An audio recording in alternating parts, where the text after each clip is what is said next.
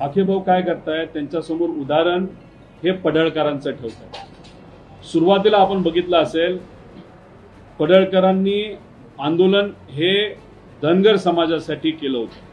धनगर समाजाला आरक्षण मिळावं यासाठी त्यांनी इतर सामाजिक कार्यकर्त्यांबरोबर आंदोलन केलं। तो हेतू चांगला होता, समाजासाठी प्रामाणिक होता। असंही कळतं की त्यांनी देवाची शपथ सुद्धा घेतली होती की भाजप आपल्याला काही न्याय मिळणार नाही, देणार नाही, भाजपमध्ये मी जाणार नाही। भाजपची खासियत आणि देवेंद्र फडणवीस साहेबांची खासियत आहे, बहुजन समाजाचे नेते हेरायचे, त्यांना घ्यायचं आपल्याकडे, त्यांना सांगायचं की पवारांच्या विरोधात बोलायला सुरुवात करा आणि तुम्ही जर पवारांच्या विरोधात बोललात तर तुम्हाला मंत्रिपद दिलं जाईल।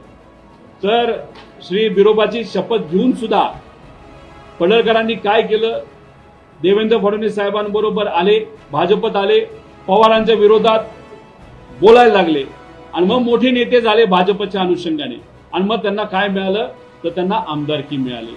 आता लक्ष्मण हाकेंचं चुकत अशासाठी नाही की त्यांनी त्यांच्या समोर टार्गेट कोण घेतलंय तर पडळकरांसारखं मला बनायचंय, म्हणून आता हाके काय करतायत तर हाके आज पवारांच्या विरोधात बोलतायत। आज सत्तेत कोण आहेत, भाजप आहे, एकनाथ शिंदे साहेब आहेत, अजितदादा आहेत, या तिघांना ठेवलं बाजूला आणि पवारांबद्दलच ते बोलायला लागले, पवार साहेबांबद्दल बोलतात।